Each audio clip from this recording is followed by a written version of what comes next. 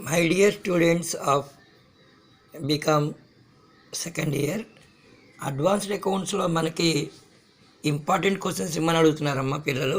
టీఎస్లో ఉన్నటువంటి అన్ని యూనివర్సిటీస్కి ఇది యూజ్ అవుతుంది. బ్యాక్లాగ్ ప్రిపేర్ అయ్యే వాళ్ళు కూడా పార్ట్నర్షిప్ అకౌంట్స్లో ఈ అడ్మిషన్ ఆఫ్ పార్ట్నర్లో ఈ ప్రాబ్లం చూసుకోండి అమ్మా. చాలా చాలా చాలా ఇంపార్టెంట్ అనిపిస్తుంది. పాస్ బటన్ యూజ్ చేయాలి. స్క్రీన్ పెద్ద చేసి స్క్రీన్ షాట్ తీసుకొని కాపీ చేయండి అమ్మ. Revaluation account, partners capital accounts, దాని తర్వాత మీకు తెలియదు ఏముంది, cash account and balance sheet అనమాట. ఓకే, దీని తర్వాత డిజల్యూషన్ ఒకటి కంపల్సరీ లెక్క వస్తుందమ్మా మనకి. నేనే తయారు చేశాను. డిజల్యూషన్లో రియలైజేషన్ అకౌంట్ వేయాలి, పార్ట్నర్స్ క్యాపిటల్ అకౌంట్స్ వేయాలి, తర్వాత క్యాష్ అకౌంట్. ఇన్సాల్వెన్సీ ఆఫ్ పార్ట్నర్లో గార్నర్ వర్సెస్ ముర్రే కేసు ఒకటి నేర్చుకోండి అమ్మ.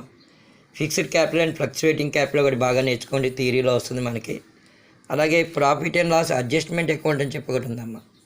ఈ అండర్ రైటింగ్ అనేది ఒక్కొక్కసారి వస్తుంది ప్రాబ్లం. ఇది అంత ఇంపార్టెంట్ ఏం కాదు. ఇది యూనిట్ 4లో ఉంటుందమ్మా, యూనిట్ 3లో అనుకుంటా. తర్వాత ఇది ఇష్యూ ఆఫ్ షేర్స్లో ఈ ప్రాబ్లం నేర్చుకోండి. సింపుల్ ప్రాబ్లమే. ఎంట్రీస్ ఉంటాయి చూడండి.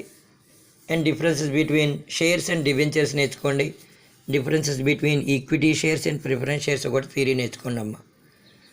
లాస్ట్ యూనిట్లో మై డియర్ స్టూడెంట్స్ నేను చెప్తున్నాను పదే పదే, valuation of goodwill and valuation of షేర్స్లో థియరీ ఉందమ్మా. What is the need of valuation of shares and what are